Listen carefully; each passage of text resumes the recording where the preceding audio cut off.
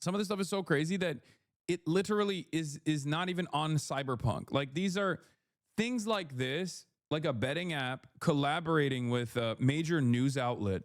Unironically, is something that I don't even think exists in like a Black Mirror style dystopian future. Like it goes beyond previous cynical predictions, previous pessimistic predictions of how bad things are going to get. It's pretty interesting when the real world existence ends up outflanking the awful stuff that people are predicting in their most pessimistic in their most pessimistic moments. Mark, you've mentioned multiple times that you think prediction markets will be bigger than the stock market. What is it going to take to become $1 trillion asset class? It's pretty much already like a close to 100 billion a year asset class, right? Like it's pretty easy to imagine a 10x from here. Like we haven't even started. It's been a year. I think a very large number of people care, much larger than traditional markets. And I think retail as a pie has just been growing in the US, and I think it's going to keep growing. It's growing in the stock market, it's growing outside of the stock market.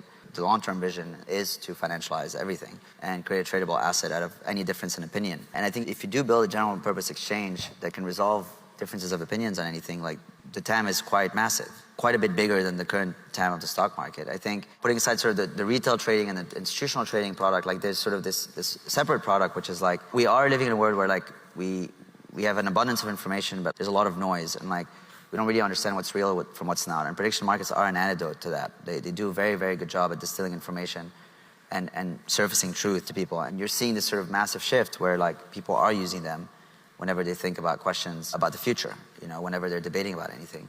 And I think that trajectory is going to keep going. That's a new consumer habit that I don't think is going to be undone. Awesome. The co-founder of Kelsey says the long-term vision is to financialize everything and create a tradable asset out of any difference in opinion. I wonder what this will look like, dude. Folding Ideas said 4 years ago that the ultimate role of cryptocurrencies was the financialization of everything, and he said it is an extreme pejorative, and this fucking freak is out here bragging about it. Yeah, no, that's precisely what's happening. They want to financialize rage bait. They want to financialize rage bait. And also on top of that, as long as someone is like slated to make money off of it, they will also then manipulate the outcomes to the best of their ability. Like you can, let's think about it from the perspective of streaming, right? Like, will even something as stupid as like, will Hasan have a major stone lock?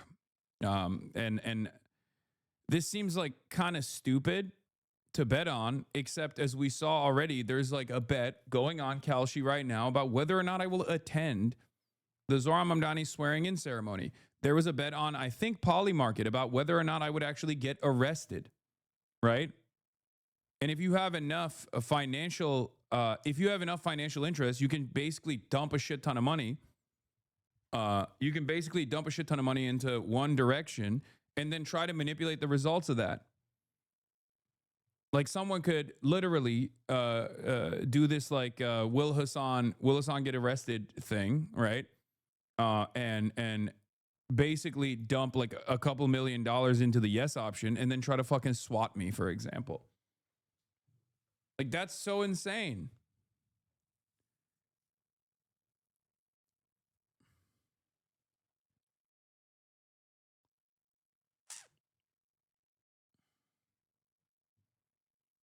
Happens where I live. USA is not very far. I'm just saying, it's like, why would you say that, bro? What the fuck? I mean, this was a previous bet and it's not, it closed already.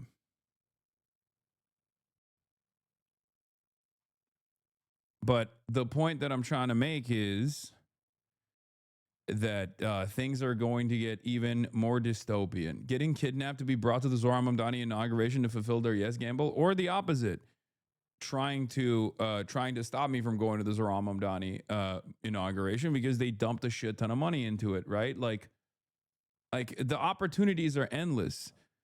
Financializing everyday existence for random people without their consent is so crazy. And I know that I think Cutie Cinderella talked about this as well, because apparently they wanted to set up like bets on the streamer awards. And even if they can't make it happen, they could spread out enough fake news that Kalshi might register it as real and pay out. Yeah, exactly. There was a verified poly market bet where the market resolution was the opposite of reality. That's also the other thing as well. It's pretty crazy that is. I mean, this is the Wild West of gambling now, and there is virtually no control over what. There's virtually no control over it because who's going to stop them, right? Like, do you think that this current government is going to stop them? Fuck no. Donald Trump Jr. is already sitting on the board of both of these companies, right? He is financially invested in Polymarket and Kalshi. And as a matter of fact, instantly after his involvement, the government attitude changed dramatically as well. So we have a direct involvement from people who are not shy about utilizing their influence to, move things in a certain direction.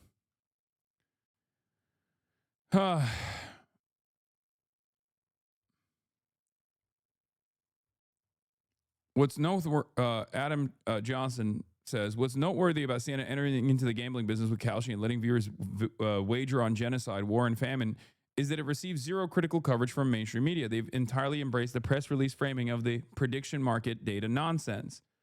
And it's pretty obvious that this is a gambling app, right? It's a gambling app that lets you gamble on innocuous shit. And yet, the media is not covering it as such. And the reason why the media is not covering it as such, or have any sort of interest in covering it in a sincere manner, is because they are financially incentivized not to do so because they're openly collaborating with Kalshi. Like, people who freaked out. I know hypocrisy fishing is idiotic for the most part. Let's be real. It doesn't work on people who are ideologically invested in a cause, and Republicans are ideologically invested in Donald Trump and his family. So let's be real. It's never going to work in terms of changing people's minds. But it is pretty crazy because these are the same people that shit on Hunter Biden over and over again and shit on Joe Biden because Hunter Biden trafficked his last name to get a nepotism job, a no-show job in Burisma in Ukraine. He didn't get any, he wasn't able to actually manipulate anything, contrary to popular opinion, with respect to Joe Biden's interventions in Ukraine. Joe Biden's interventions in Ukraine, as a matter of fact, played the opposite role of what Hunter Biden would have wanted. But regardless, this was a major point of contention for the Republicans. And yet, this, like what Donald Trump Jr. is doing with Kalshi and with Polymarket is far worse, far more consequential, right? News sites are all getting press releases from these betting sites and they just publish their PR as stories with no editing or journalism. Exactly. It's a perverse incentive structure that exists.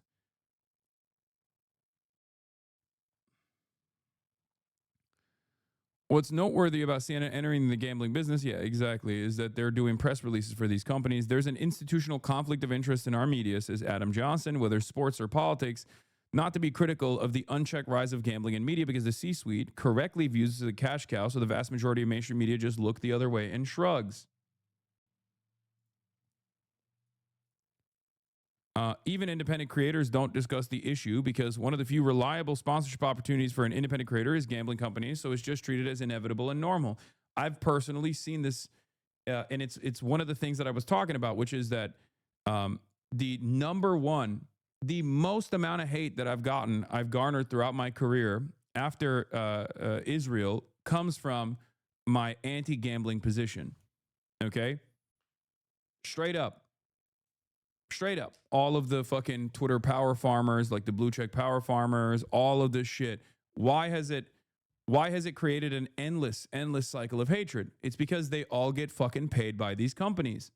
And while the content watchers themselves actually don't like all this gambling and don't like the the fact that, you know, it's heavily integrated into their content in general.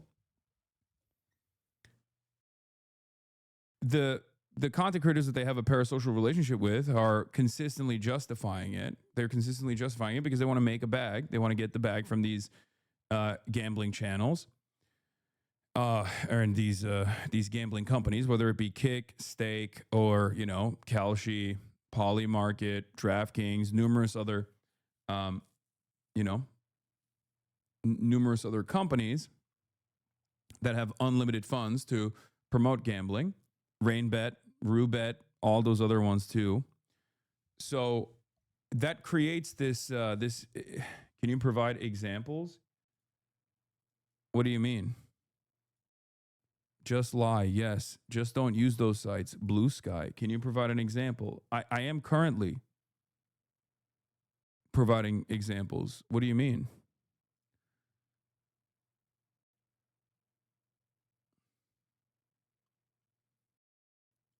Which person?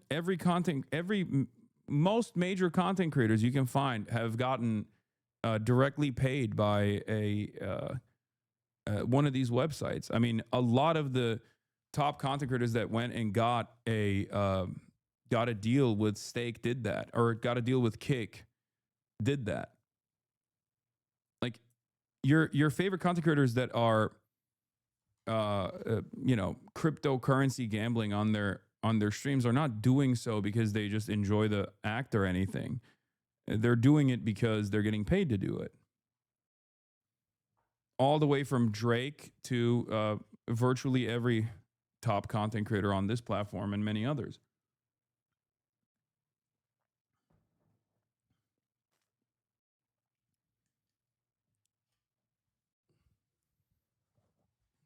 All those other blue checkmark Twitter power farmers, they all have Stake deals, they all have RainBet deals, they all have RuBet deals.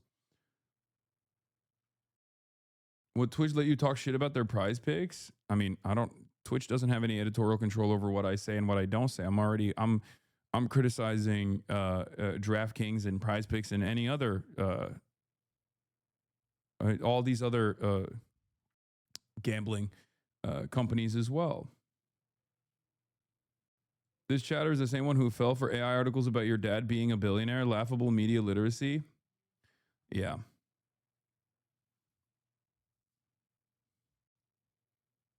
It is pretty funny that the guy is like, can you give me examples? Meanwhile, he is like, can you give me examples? Meanwhile, he is like, basically,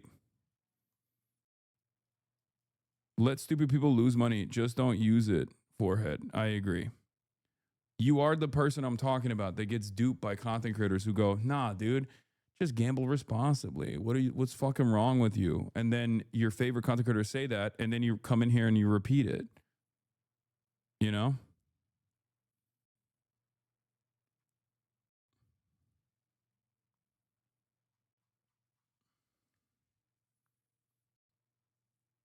In any case,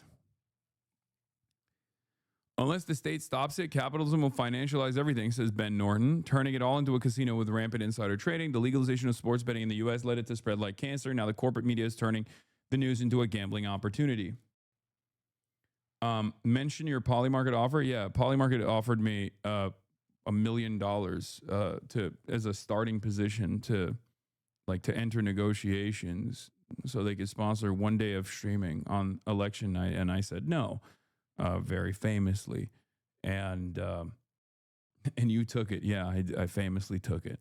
But my point is, not only is there no benefit for me to say no to stuff like that, but also on top of that, it creates resentment for all the other content creators who do take deals like that because it's a major bag for them. So then it creates this environment of negativity around people who are saying that they think this is bad because it ruins their opportunities, because there are people in their audiences that will turn around and go, why the fuck are you taking this ad? Do you understand? Because it makes them look bad a little bit. Not that there's anything you can do about it. The unfortunate reality is that it's virtually impossible to overcome the financialized interests. Let's see Streaming what Cutie is Cinderella had to say about the dark side of streaming before we get to the other news now. Because I want to talk about the Somali memes on Somali Twitter going crazy mode and numerous other things. But before we do that, tonight is the night of the Streamer Awards. Let's take a look. one of the worst things you can do as like a people pleaser because you will never please everybody. I didn't know that. Big If I tech. went back and was able to whisper in my ear, would say, "Don't do it." It is not the safest job in the entire world. Unfortunately, you are having like a one-sided conversation at all times, and you never know how someone's going to interpret that. I immediately went to the comments because I assumed that as soon as someone like Cutie Cinderella is talking about the downsides of streaming, there's going to be hella people in the comments being like, oh, rich streamer complaining about how wonderful and privileged she is and how amazing her life is. Fuck you. You know? Unfortunately, some people can have some delusions, and that leads to some safety issues for yourself. And even just like swatting is something that's incredibly scary and has happened to us multiple times, unfortunately. But I think that's the scary. She's a millionaire. That insulates her some. This is what I mean. Bro, you can, first of all, you know, a lot of streamers' finances are much better than the average person, average 9-to-5er for sure, but it's not as good as you think it is. Okay, that's number one. Number two, that doesn't mean she should get fucking swatted and constantly tormented. Do you not understand? Like, it's okay. Like a lot of you build a healthy level of resentment towards those who have money. Okay, this is a healthy level of resentment, except you have to also have to develop a smarter attitude about the context and the nuance of the things that you are actually looking at, right? The things that you're actually factoring in. If you think, sorry, it's not we are poor, I know, but that doesn't fucking mean. Chatters. This is something that I've talked about. This is something that I talked about with everybody yelling at me back in the day, all the way back in 2021 when I bought a house for myself and my family, right? Like a lot of people were like, fuck you, you rich socialist. Okay. And I, at the time, said it's healthy to develop a resentment towards those who are wealthy. But you also have to remember, like, you know, how much control does Cutie have over the machinations of capitalism? None whatsoever. Okay? None whatsoever. Twitch streamers are simply accessible. Okay? That's it. So at a certain point, you have to remember, like, am I yelling at this Twitch streamer because they're actually doing something that is fucked up? Or am I yelling at this Twitch streamer because they're the only person who will see it?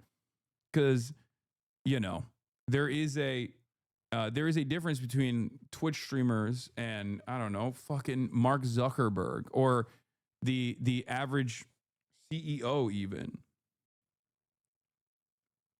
And I think a lot of people fail to make that distinction, and they direct their anger and animosity towards those who they know will hear it.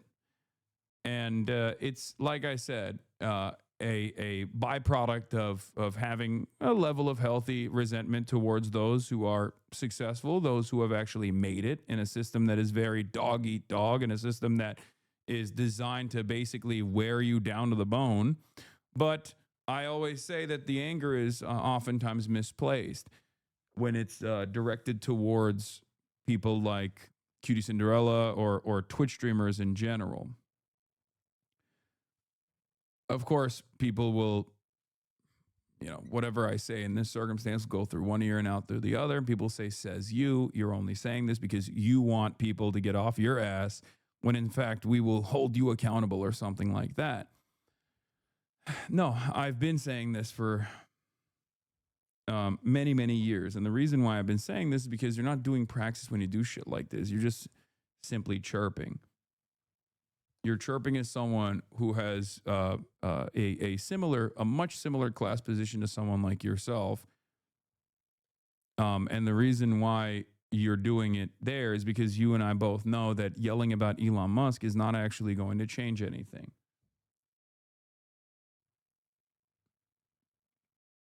hilarious thing is just you're letting people into this version of you online, and you never know what.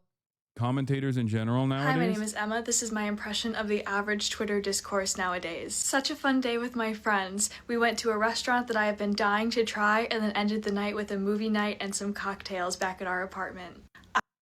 Yeah, replies and quotes being like, this is a bad time. It's tone deaf for you to fucking promote this kind of thing. The resentment out of jealousy is not valid. People will resent having chronic illnesses even. I'm too physically exhausted to do anything after work on a Wednesday, so you're either unemployed or you're living off of daddy's money. Most people don't get to go out to dinner on a weekday, and this is really rude of you to show. Cocktails in the middle of the week? What a bunch of fucking drunks. This is setting unrealistic expectations. Not everybody has friends. Not everybody lives close to a restaurant. Not everybody can keep alcohol in their house because they're 19 and they can't buy it without their mom. I would bet that every single person in that picture fucking hates each other. And I bet the food... I agree with these replies. Yeah, that's just being mentally ill though, chatter. You have to understand that, like, that right there is unironically just a demonstration of mental illness. Like, don't agree with that.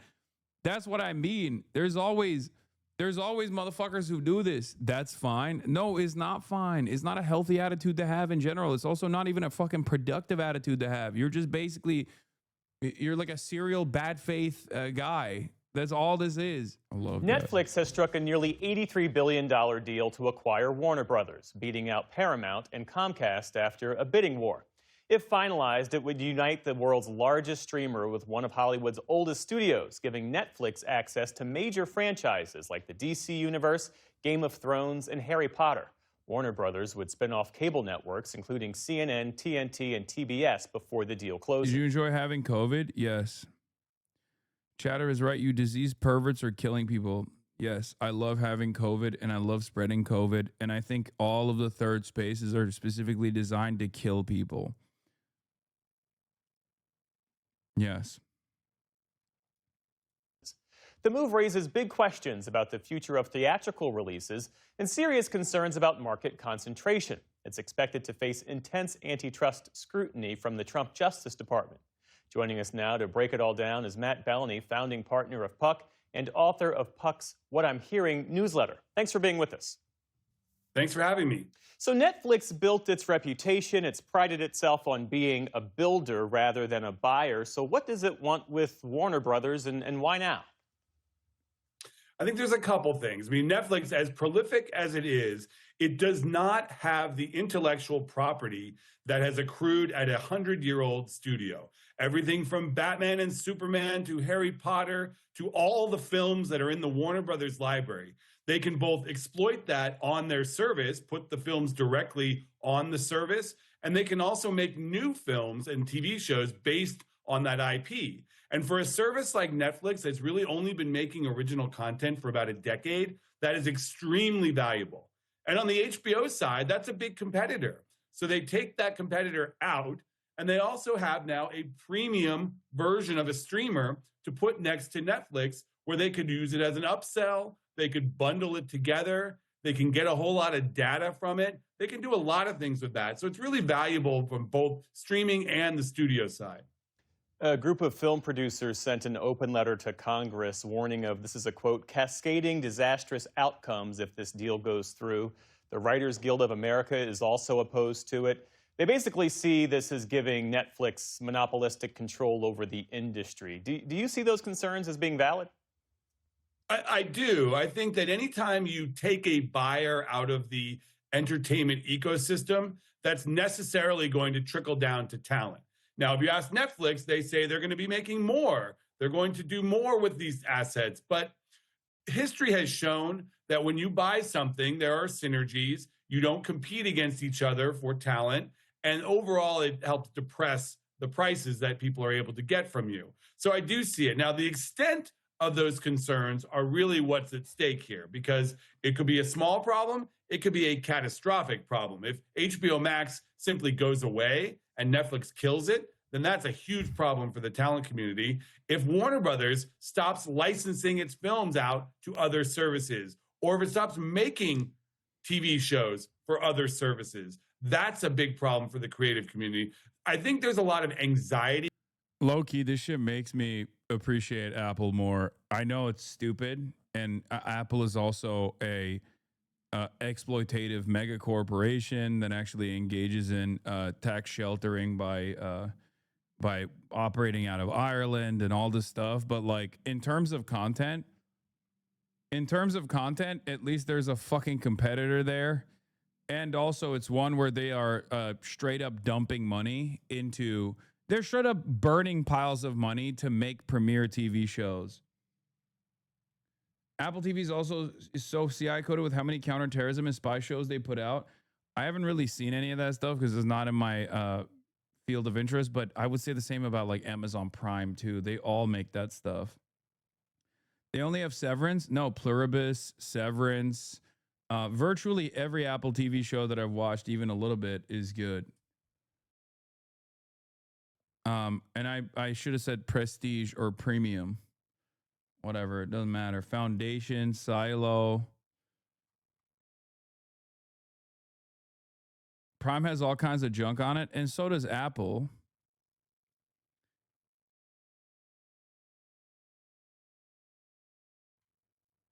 It's a money sink. HBO used to do this. The Studio is another great example of this. The Studio is ironically basically glazing Apple for doing that, by the way. Pluribus? Ain't no way, Unc. Pluribus is slop. Bro watched Severance and thinks they're filled with geniuses. Oh my God, this Apple TV gimmick. No. What I'm simply saying is, at least there's one streamer that's like still trying to fucking make Emmy bait content, okay? Because I feel like that's the place that HBO used to be. That's the place that HBO used to exist in, okay? Like, just putting a shit ton of money into an endeavor that wasn't going to automatically give you or automatically going to yield returns on your investment. Talking like The Pit wasn't a banger. No, HBO still has bangers. But wait a couple years now that Netflix owns it.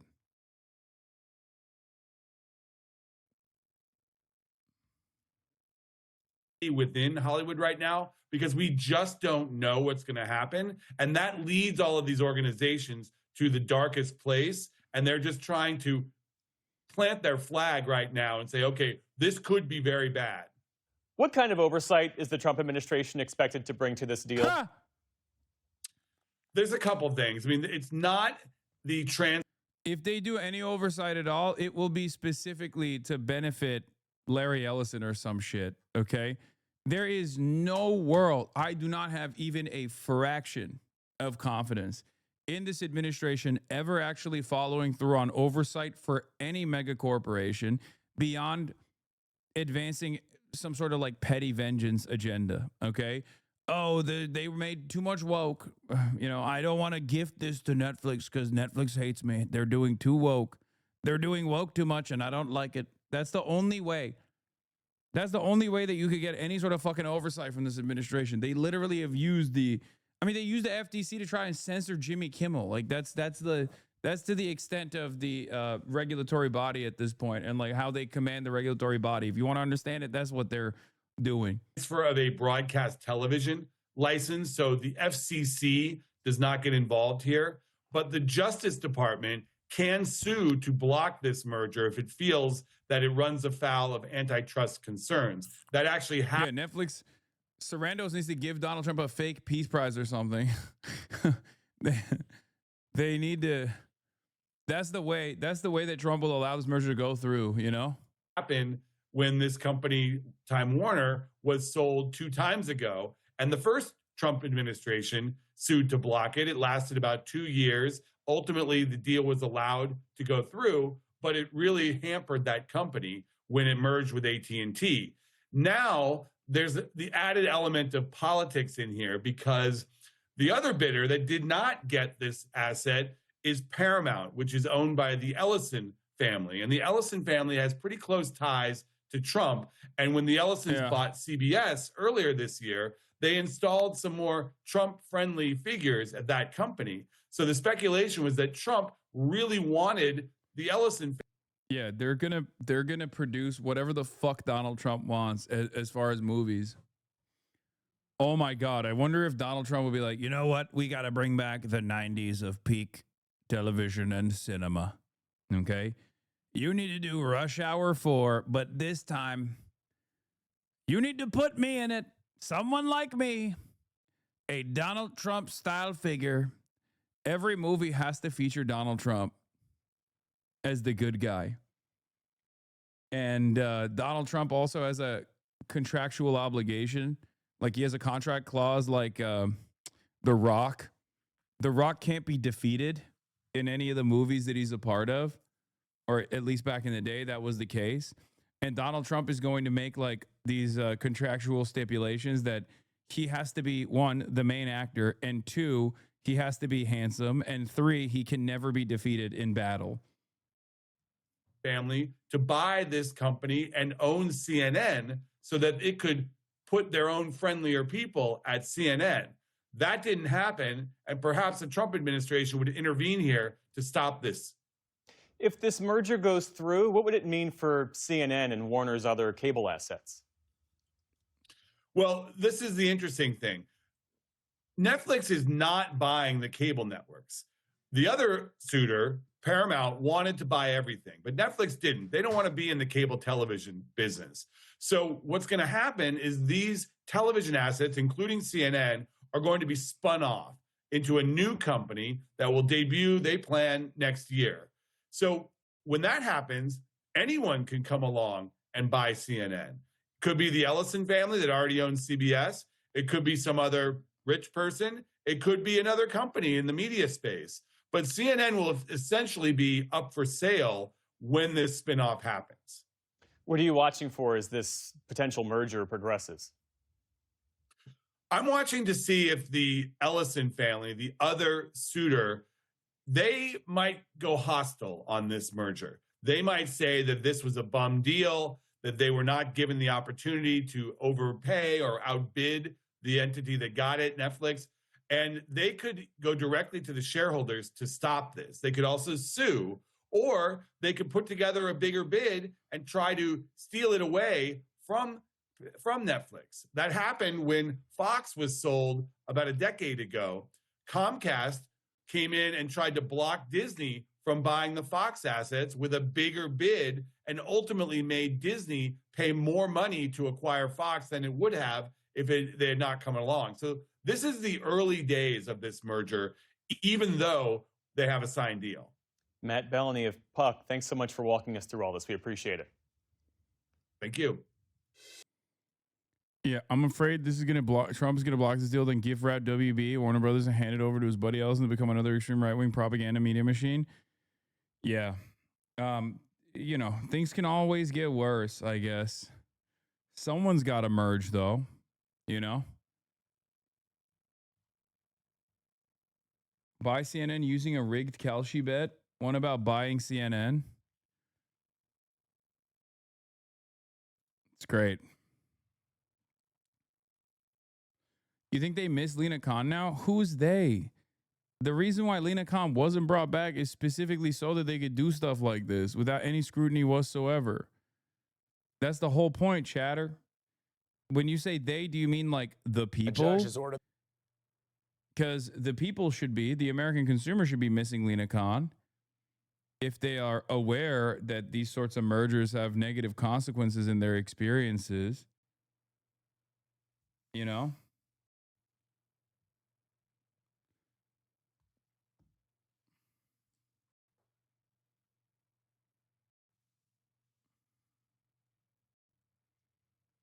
Could you buy CNN? No.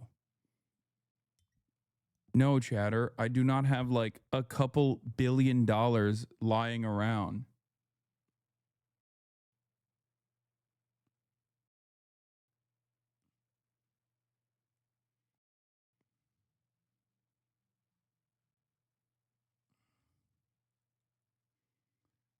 Kamala wasn't even going to bring Lena Khan. Biden didn't even want her. Biden didn't even want to resign her when you interviewed her. How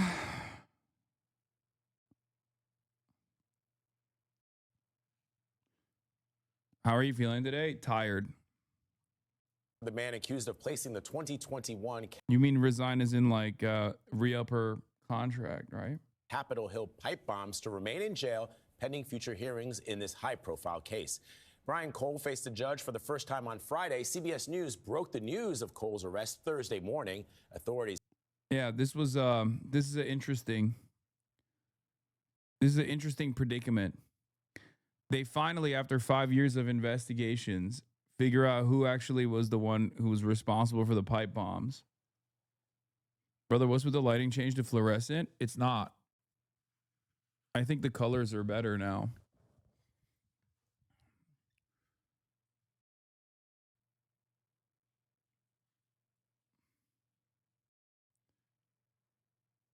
As soon as ABC said he was an anarchist, I knew this fucker was MAGA. Yeah. It's not. It's just more washed out. It's terrible lighting. I like this lighting. I like the lighting. I think it's good. Anyway, when they did this,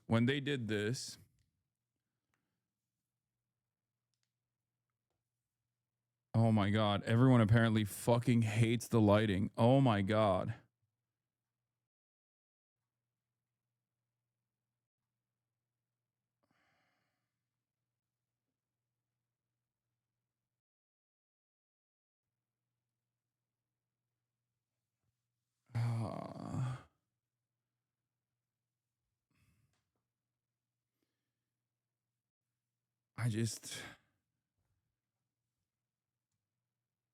So when are you going to donate to homeless vets? Wait, what?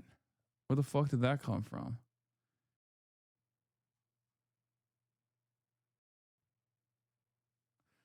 Anyway,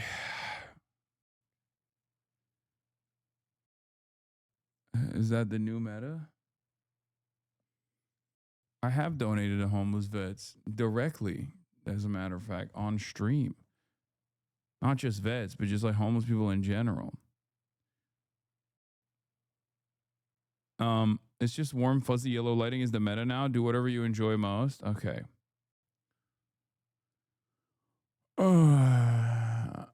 Dude, you look so tired. Hope you could take some rest. Yeah.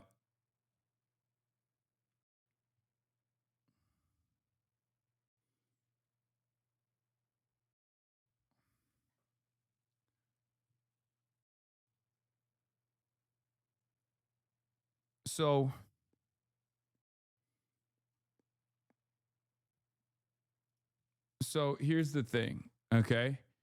These guys all were saying that the January 6th pipe bomber was a Fed, including Dan Bongino, when he was a podcaster. Now they actually, after 5 years of investigating, figured out that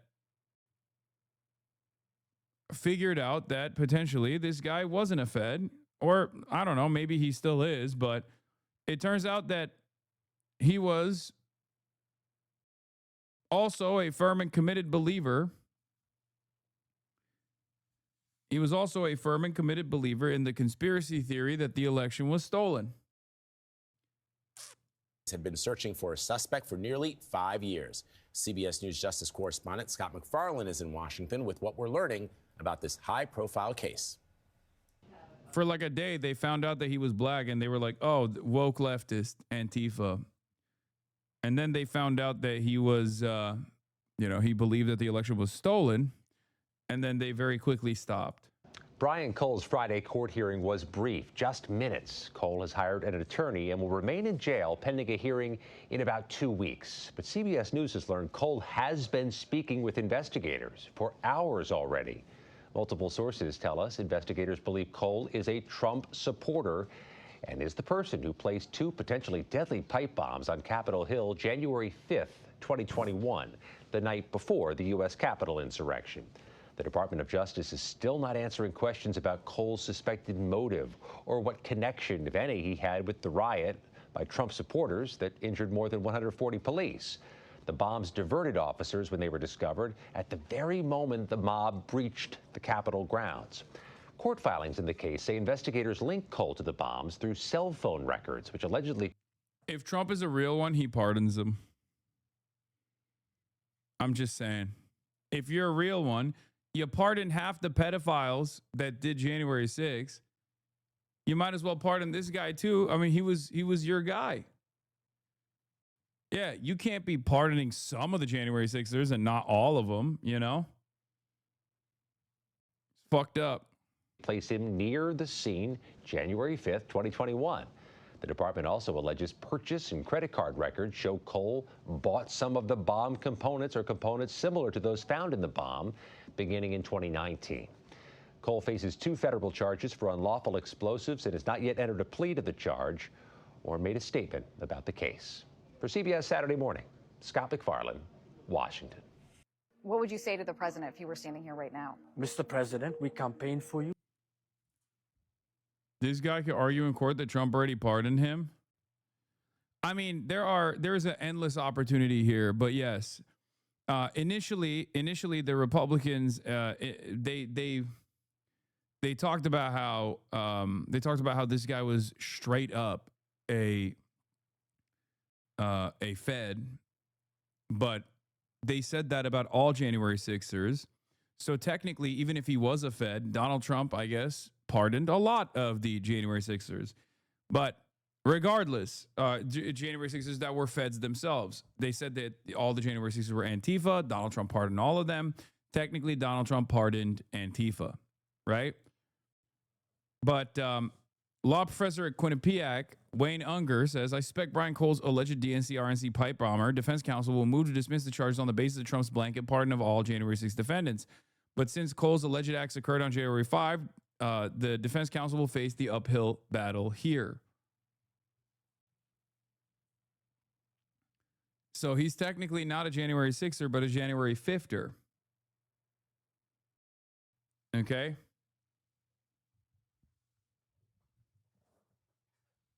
So who knows? It is pretty funny, though. This is a pretty funny story in general, because he did offer a full, complete, and unconditional pardon to all other individuals convicted of offenses related to events that occurred at or near the United States Capitol on January 6, 2021.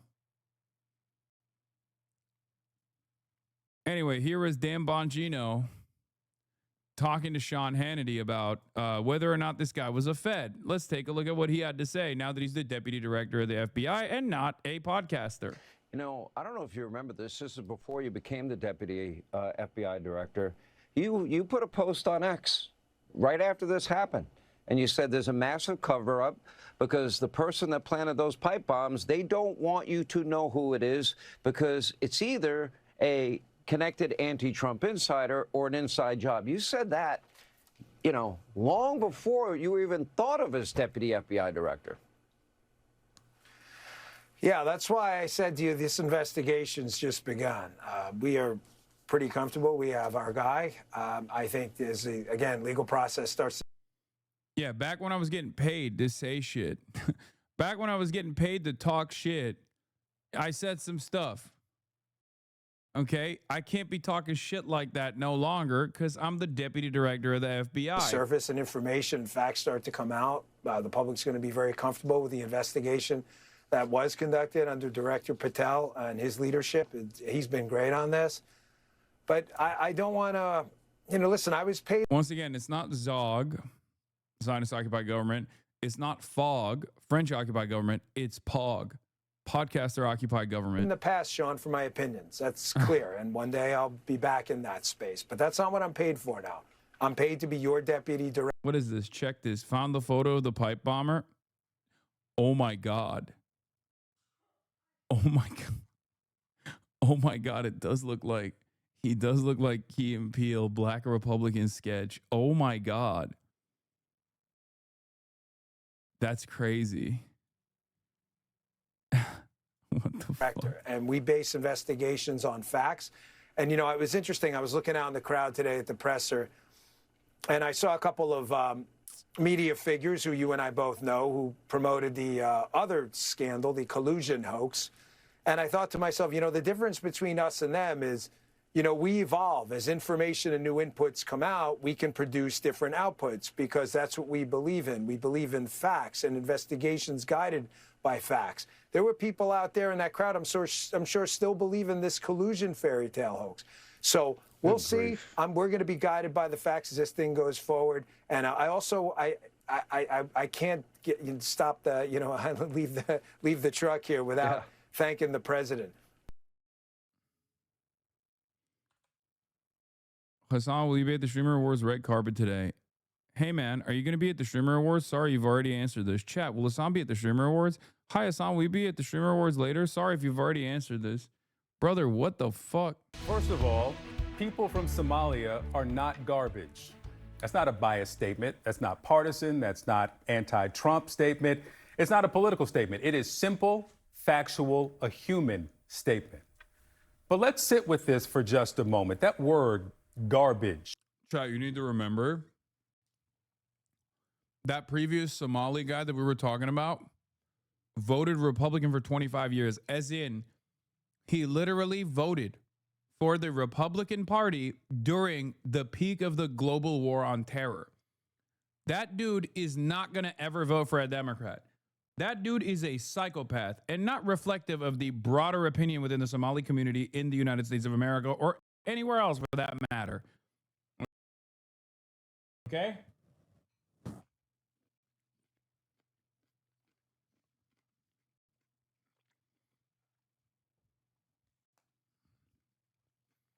And think about what it means. Garbage is something you don't want around.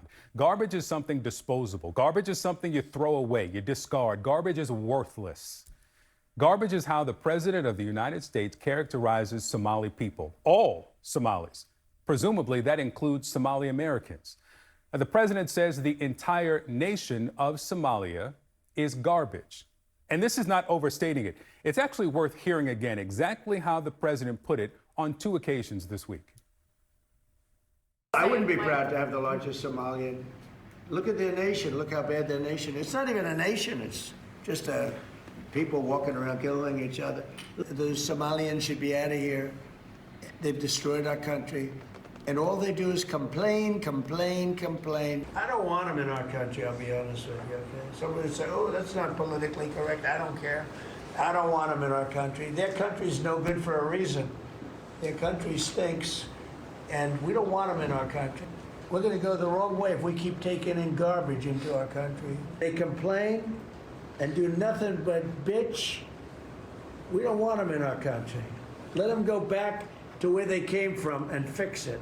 Thank you very much, everybody. Yeah, that's applause at the end there. Well, now this. A new ICE operation launched this week is targeting undocumented Somali immigrants in Minneapolis and St. Paul, Minnesota. The Twin Cities are home to the nation's largest population of people from the East African country. The president's rhetoric and actions are being called xenophobic, racist. It's also a complete contrast from how the president felt about Somalis when he needed their votes. Minnesota is home to a large Somali population, which has historically voted Democrat. But we're hearing more and more. There are many reports about them supporting your candidacy this time around. But why should they? Because they want safety, they want security. In many ways, they have the worst crime numbers in terms of crimes against, and they want to be safe. They want security just like everybody else. And I've heard that. I've heard I'm doing very well in that community. And in the black community also. I mean, generally, it's an honor. Well, my next guest is a Somali American, specifically one of those Somali American Republicans you see there on the right side of the screen, who gave their support to the president. He was at this July 2024 rally in St. Cloud, Minnesota. You can see him at this event with Minnesota's. Bro, there are hogs of every variety, including Somali hogs. Okay? It doesn't, oh God. where did the Somali hate came from so suddenly? I think it was because it was bubbling up in the background. A couple weeks ago, there was the whole like Jacob Frey winning the incumbent, or as the incumbent winning the race in Minnesota or Minneapolis, sorry, because he like took advantage of sectarian infighting amongst Somali voters, and that garnered a lot of attention from some of the most racist people, talking about how, what the fuck, this is like ancient tribal beefs taking place on U.S. soil and impacting American elections. How dare they? Not realizing that that's basically every single election that has taken place in the United States of America, whether it be Catholics versus Protestants or whatever the fuck you want to talk about. That's always played a big role. So, you know, I guess it's different when it's Somalis though, because, you know, they're black and Muslim. But